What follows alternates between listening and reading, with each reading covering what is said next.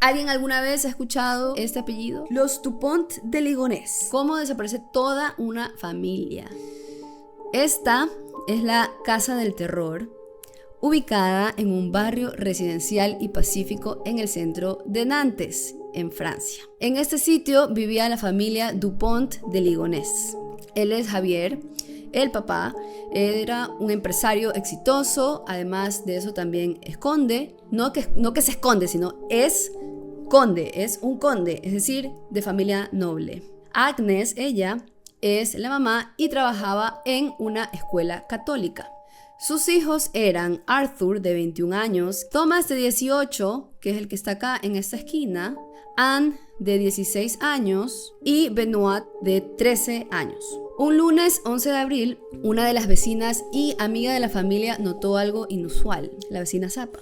Las persianas de la casa estaban cerradas.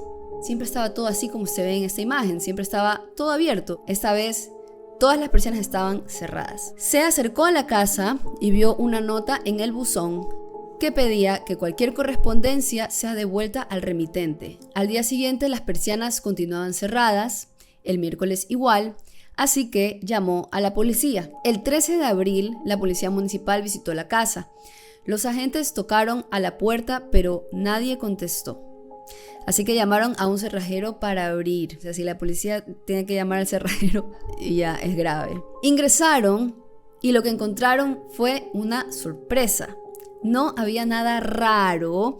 Era como si la familia hubiera decidido irse de la casa voluntariamente. La refri vacía, las camas sin sábanas, cuadros sin fotos y closets vacíos. Pero la vecina les hizo notar a los agentes que aún quedaba un dato curioso. Todos los carros que tenían la familia seguían en la casa, excepto un Citroën C5, un auto, este que ven aquí. ¿Ya vieron ustedes los integrantes de la familia? ¿Ustedes creen que todos ellos van a caber aquí? ¿Cuántos asientos máximos puede tener un auto de estos? Aquí hay un video solamente para que se hagan una idea. Eran el papá, la mamá, Arthur, Thomas, Anne y Benoit. O sea, eran 6 integrantes de una familia. Y no solamente eso. Liz te asustó por $5. Ay, Dios. ¡Liz! Bueno, al menos Liz dio la cara. Porque el primero que me asustó puso Anonymous. Yo no sé si se nota, pero estoy temblando. Ok. Entonces, en este auto tan pequeño, está muy difícil que entren 6 personas. Y además de eso, sus 2 perros. Y además de eso, las maletas, las cosas que supuestamente se habían llevado, porque eso aparentaba como que si se hubiesen mudado. Entre el 9 y el 13 de abril, familiares y amigos de los Dupont recibieron cartas de parte de Javier y Agnes. En estas cartas más o menos lo que decía era esto. Como saben, Javier siempre ha tenido una buena relación con los Estados Unidos y lo han reclutado para que se infiltre en una banda de narcotráfico. No oirán de nosotros por largo tiempo. Debemos cambiar nuestras identidades por protección y no podemos contactarlos. Se habían convertido en espías de la DEA, pero la familia de Agnes no se lo creyó y la presión de la familia de Agnes hizo que la policía continuó indagando. El 15 de abril la policía regresó a la casa, luego el 18, luego el 19 y en ninguna visita encontraron absolutamente nada inusual, nada extraño. El 21 de abril hacen una 6ª visita. Y finalmente una teniente notó algo extraño bajo una terracita que daba al patio. Este es como el balconcito, y aquí abajo es en donde la teniente notó algo raro. Así que empezaron a excavar y tú ya sabes que cuando empiezan a excavar no va a terminar nada bien. Los agentes desenterraron una funda de basura que estaba sellada con cinta adhesiva. Con la misma delicadeza que impaciencia abrieron un hoyo en la funda y pudieron distinguir dedos humanos. Junto a esa funda, otra, luego otra y luego otra. Eran los cuerpos sin vida de Agnes, Arthur, Anne, Benoit, Thomas y sus 2 perros. Cada cuerpo había sido enterrado con íconos religiosos, velas, cruces, imitando una especie de ritual y apuntando a que había un vínculo afectivo entre los cuerpos y la persona que los enterró. Todavía quedaba un cuerpo sin encontrar, el de Javier Dupont de Ligonnès. Javier se convirtió en el primer sospechoso del asesinato de su familia y la policía emitió una orden de arresto internacional en todos los países del mundo. Pero sus amigos no creían que un hombre como Javier fuera capaz de hacer algo así. Javier Dupont de Ligonnès proviene de una familia aristocrática. Su padre era un conde y era una familia muy prestigiosa. Estos son Javier y Agnes. Ellos se conocieron cuando él tenía 20 años y ella 16, pero Javier era joven, así que terminó su relación con Agnes y se fue de viaje. Pero luego, cuando él volvió a Francia, se enteró de que Agnes estaba embarazada de otro hombre. Un noble casándose con una mujer que había tenido un hijo fuera del matrimonio era algo impensable. Pero Javier lo adoptó y le dio el nombre de su familia, Arthur Dupont de Ligonnès. A principios del año 2000, Javier intentó reubicar a toda su familia a Estados Unidos, pero fracasó y regresaron a Francia. Javier perdió casi todo su dinero en el intento. A pesar de eso, siempre contaba a todos que él había creado varias empresas exitosas, cuando de hecho sus empresas nunca habían tenido éxito. Persona que te cuenta, me fui de viaje, me gasté la plata. Hay algo raro detrás, sobre todo si no entiendes bien a qué se dedica. 3 meses antes de los asesinatos, muere el papá de Javier. Y Javier tiene una nueva esperanza de poder recibir algún tipo de herencia que lo saque de la miseria. Pero la familia Dupont, muy aristocrática y todo, había ido perdiendo su fortuna con el tiempo y el estatus nobiliario era lo único que les quedaba para cuando nació Javier. Así que billete no había. Los días siguientes a la muerte de su papá, Javier se dedicó a buscar cosas de valor en el apartamento de su padre, pero lo único que encontró fue un arma, un rifle calibre 22. Apenas 2 semanas después de la muerte de su padre, Javier obtuvo una licencia de armas de fuego. ¿Coincidencia? No lo creo. También le hizo varias preguntas a su instructor sobre el uso de un silenciador. Tipo así como que muy discreto no es. Y en marzo, un mes antes de los asesinatos, Javier compró un silenciador para el rifle. Todas las víctimas murieron por 2 balas en la cabeza. Esta es la licencia de armas de fuego que tenía Javier Dupont. Aquí se ve categoría senior, licencia nouvelle, la fecha en la que la obtuvo. Y esto es lo peor, esto sí me parece enfermizo. Llevó a los hijos a aprender a disparar con él. Cuando los forenses registraron los cuerpos, bolsas y cintas, no encontraron huellas ni ADN de nadie. No había rastros de sangre en los dormitorios ni en la sala, en ninguna pared, mueble o piso. No hay evidencia física que incrimine directamente a Javier. Los cuerpos fueron hallados en una misma tumba, a excepción del cuerpo de Thomas de 18 años, que fue hallado en la tumba de al lado. Al parecer, Thomas no fue asesinado el mismo día que el resto de su familia. Ahora, hay teorías de por qué Thomas no fue asesinado el mismo día. Una de esas teorías es que para Javier llevar el apellido Dupont de Ligonnès sí significaba algo, era importante. Si Javier mataba a sus hijos, él se quedaba sin linaje. Aunque Arthur era el mayor de los hermanos, recuerden que ese no era su hijo biológico. Por lo tanto, su hijo biológico mayor y el que llevaría el apellido era Thomas. Mientras Javier estaba llevando a cabo la masacre, Thomas estaba en su universidad, que quedaba alrededor de 2 horas de distancia de Nantes. Javier llamó a Thomas al día siguiente y le dijo que debía regresar porque su mamá había tenido un accidente y estaba en coma. Así que el martes por la noche Thomas regresó a su casa.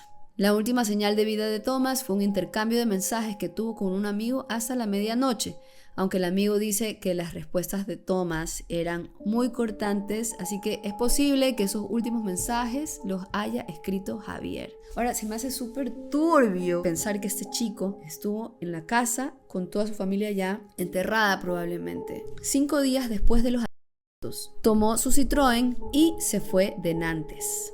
Ese mismo día se detuvo en un restaurante, pagó con su tarjeta de crédito y luego se hospedó en un hotel en La Rochelle, que está a más o menos unas 2 horas de distancia. Al día siguiente volvió al carretero y manejó al suroeste. Sacó dinero de un cajero, fue a restaurantes y siguió realizando pagos. Eso que está aquí es una foto de un cajero. La policía decía que estaba huyendo, pero Javier no iba rápido, no parecía que estuviese escondiéndose ni huyendo de nadie. Generalmente, en estos casos de masacres familiares, el asesino se suicida después de cometer el crimen. La policía dijo probablemente sea como una especie de peregrinación previa a cometer, o como una especie de despedida. Esto que está aquí es el lugar en donde Javier hizo su última parada el 13 de abril. Se llama Roquebrune-sur-Argens y ahí pasó la noche en el hotel F1. El tipo tuvo todo el tiempo del mundo. Todo esto fue lo que el tipo se recorrió. Todo esto. En 3 días. Hasta llegar aquí. En 3 días recorrió aproximadamente 1084 kilómetros. Más o menos un viaje de 10 horas con 32 minutos. Bueno, ahorita no hay tráfico, 9 horas con 36 minutos. Es en ese hotel donde un 22 de abril, casi 3 semanas después de haber cometido el crimen, la policía encuentra el auto de Javier en el estacionamiento. La policía recuperó las grabaciones de la cámara de seguridad y descubrieron imágenes de Javier cruzando el estacionamiento a pie con una funda de ropa como esto. En el fondo de la funda parecía que había un objeto largo. Los detectives piensan que es el arma que usó para asesinar a su familia. Javier giró a la cámara y luego se dirigió hacia las montañas. Esto es como el área de Roquebrune. Hay mucha montaña, el sitio perfecto para que nadie nunca te encuentre ahí. Así que la policía empezó la búsqueda en el área. Estaban convencidos de que se había suicidado. Buscaron entre la maleza, piedras, cuevas durante semanas, pero al parecer Javier engañó a todos.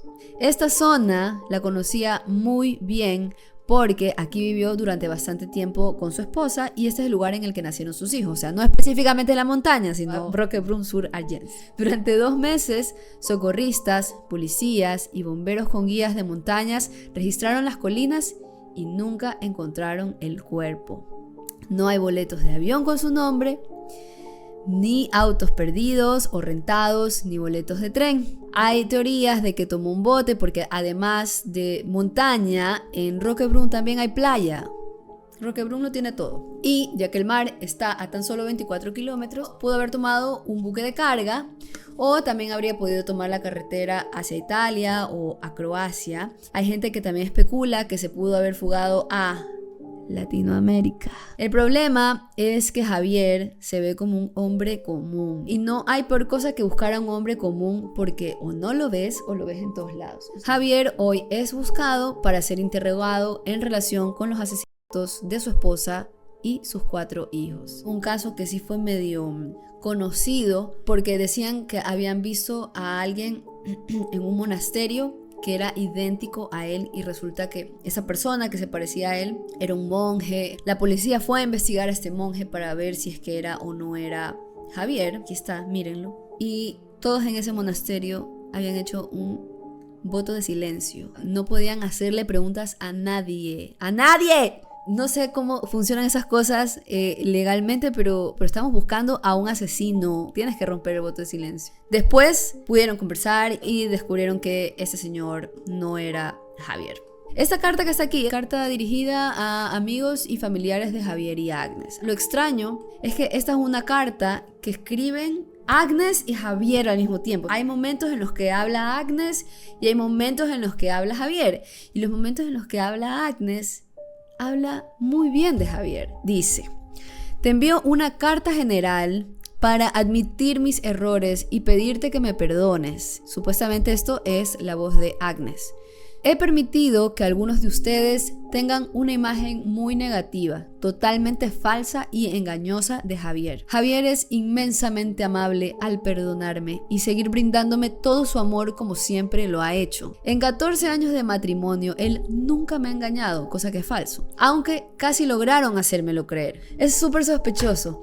Nunca vivió en mi anzuelo como un buscador de herencias. Él trabaja mucho, entre paréntesis. Y gastamos todos sus ingresos y parte de mi herencia para vivir bien. Eso es todo.